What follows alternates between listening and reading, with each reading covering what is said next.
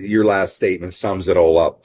This is all a spiritual journey. It truly is. And uh, as people have succeeded in life to a degree where they have some level of comfort, security, we've seen many, many times where people who live in this matrix in the high population density areas, economic, superiority, you consider it if you're comparing it to suburban or rural America, a lot more energy, movement, excitement, all those things, because it does create a stimulation, artificial stimulation. But do you notice how once they've created something there, oftentimes they just want to go back, or they get a farm or a rural place where they want to be on their knees, planting a garden, eating their own food.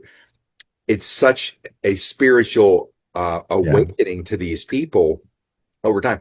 The folks that never get there, I'm saying this because you'll keep firing away trying to get, to rise in their matrix, material matrix.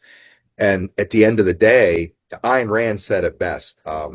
Man's only moral purpose is his own happiness, concludes Mm. women. Of course, I hate having to predicate, a statement on something that has to do with, this bullshit of, wokeness, but men, women, whatever.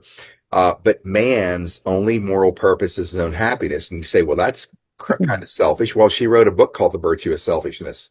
If you Hmm. would read the book, you'd be like, oh my God, this makes sense. And she's right. In fact, I've studied all of her work. I consider myself an Ayn Rand disciple from 20 years ago, but I called a close friend of mine who's a Southern Baptist minister, trained, but he's a behavioral scientist, Dr. Robert Rome, went to his institute to get certifications and advanced training on behavioral science. And he was the guy that I was going to call once because he was kind of a mentor, advisor, to a degree, spiritual advisor.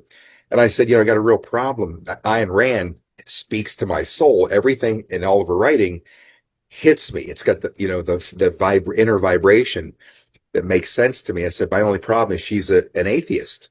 He Hmm. said, why does that bother you? I said, because she's an atheist. He said, look, Scott, he said, all truth comes from God. Doesn't matter who says it. Right. And I thought, how profound is that? Yeah. So, and the point of this is this exactly. How do you find true happiness in this world? It is not through the matrix system, because it always gets boring. New house just becomes a house. Brand new car, so exciting, becomes a car. Great motorcycle, after a while, it's just a motorcycle. All of it is a fake Hmm. vibration that comes down. What gives you that perpetual, um, daily, I'd say, enthusiasm for living? It's being connected to the spirit